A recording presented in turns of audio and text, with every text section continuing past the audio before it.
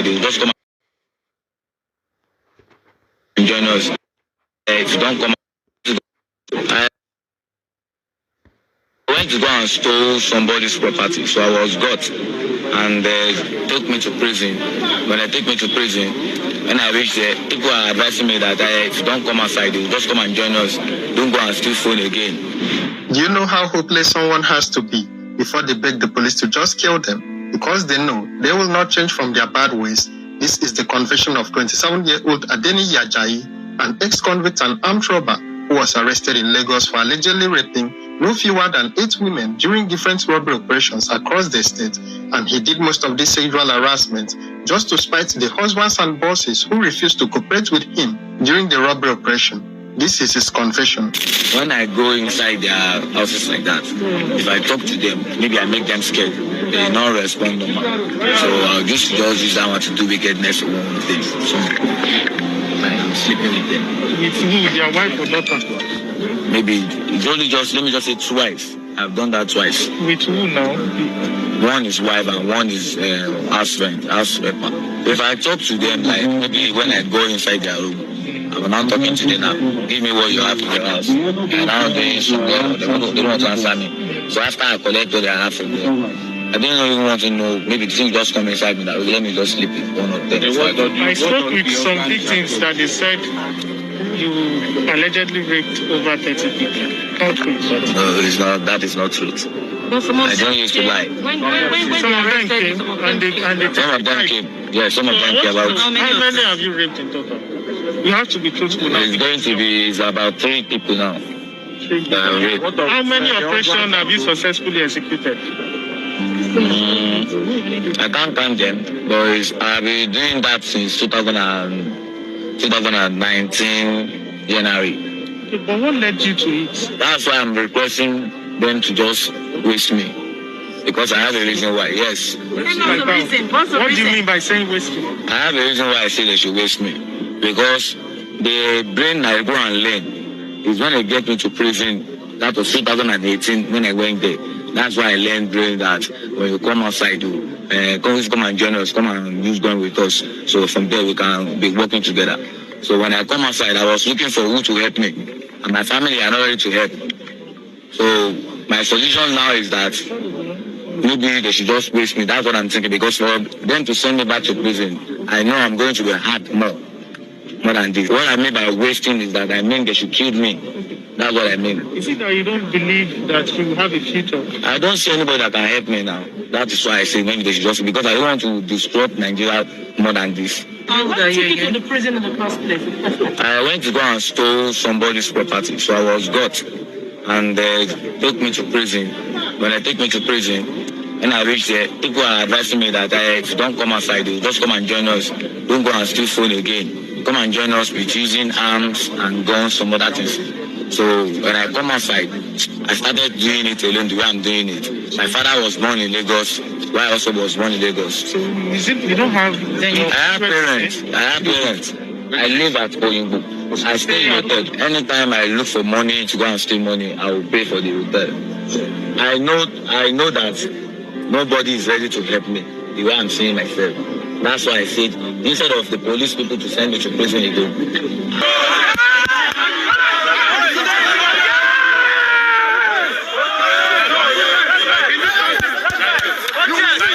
I came here today to witness the trial of Mazi Nnamdi Kanu. Yes. I know that there is no trial in place. What you are seeing there is a script. And while I was here, I was prevented from entering the court.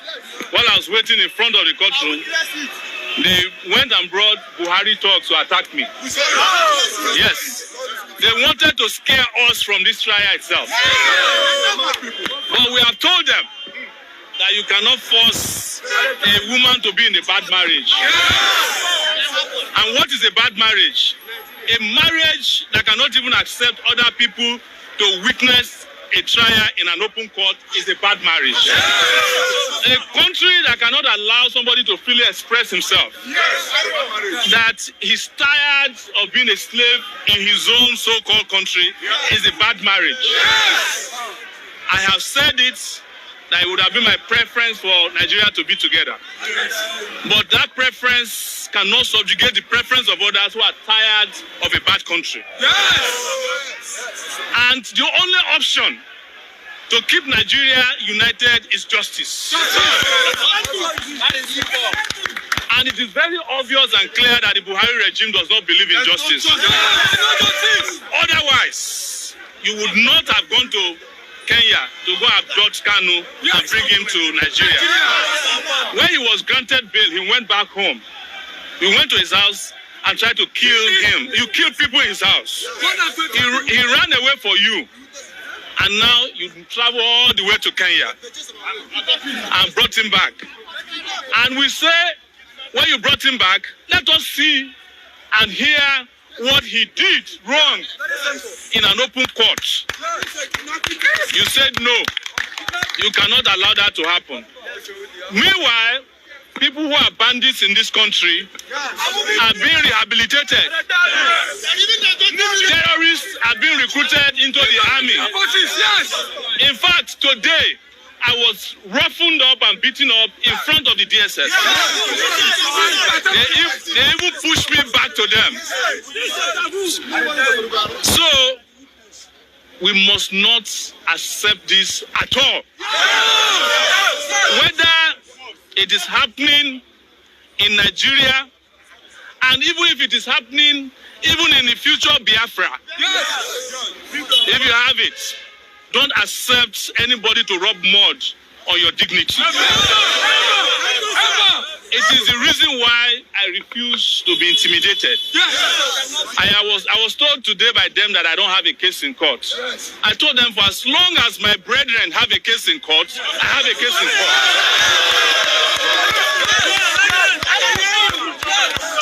As long as Igbo men are persecuted, I'm persecuted. As long as Yoruba people are persecuted, I am persecuted. As long as Kanu is persecuted, I am persecuted. So you cannot tell me that I don't have a case in court when we all have a case in court. But let me tell you finally, do you know the people who really have a case to answer? No. It is Buhari and his people. And when their trial shall start, it will be in the open. And it will be a lot of tears. All of this will end in tears for them. Every innocent man's blood. Every innocent man's blood has been spilled. They will pay for it. Either it is Biafra, Yoruba land, or anywhere in Nigeria. Thank you so much.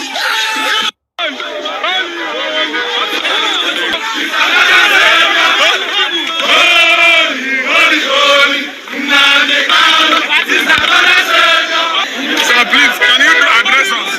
Please talk to us, sir.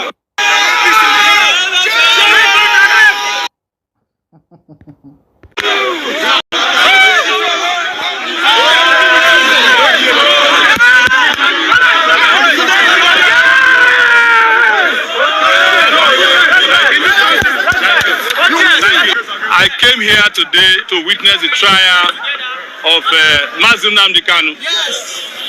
I know that there is no trial in place.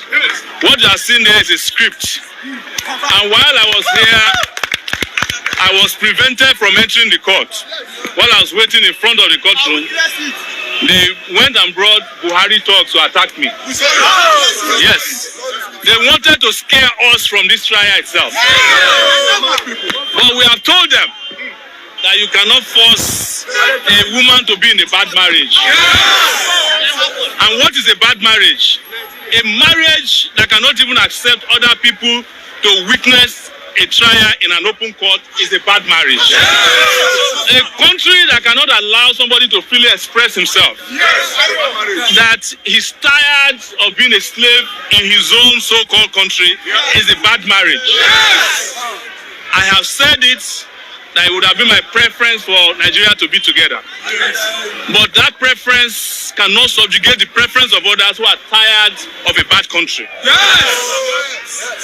And the only option to keep Nigeria united is justice. And it is very obvious and clear that the Buhari regime does not believe in justice. Otherwise, you would not have gone to Kenya to go abduct Kanu and bring him to Nigeria. When he was granted bail, he went back home. You went to his house and tried to kill him. You killed people in his house. He ran away for you. And now you travel all the way to Kenya and brought him back.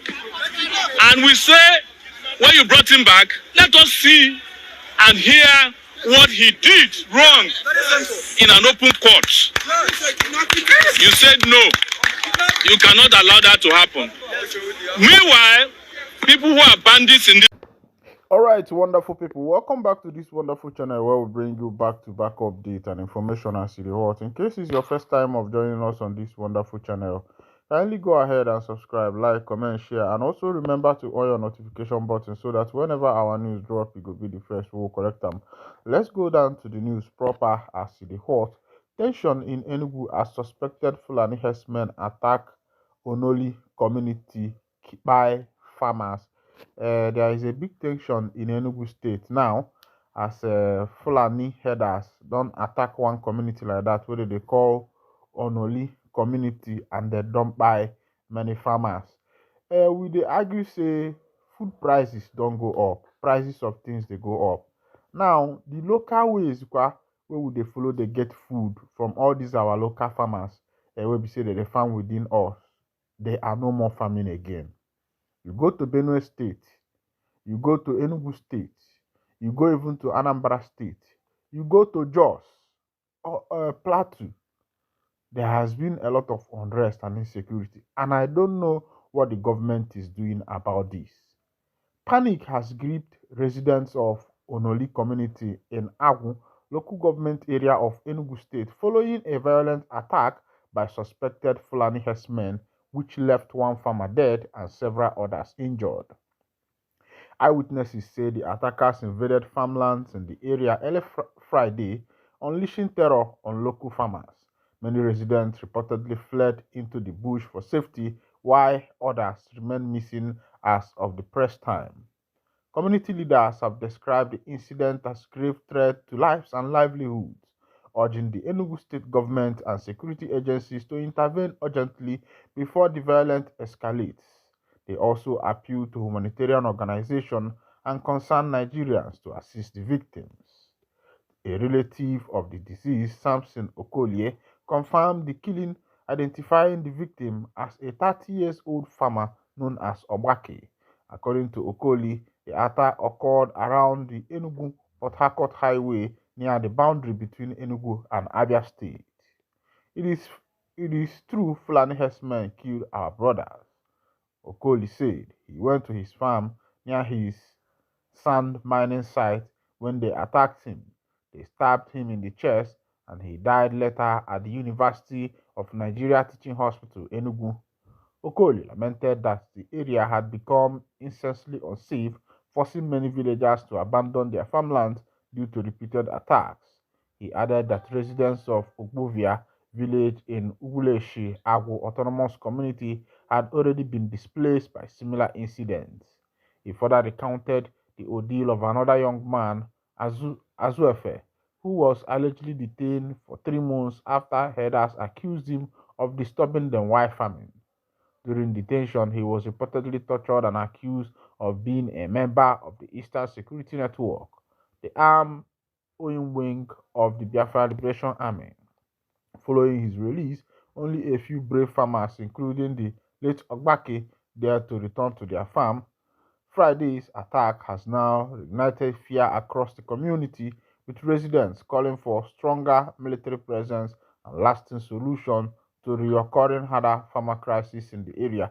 All right, this is what is currently happening in Enugu, and I wonder what our governors and the leaders are doing. Now, remember that Enugu State people, there is the way they do their farming. These are the people who love farming, and they have a permanent place like their residence.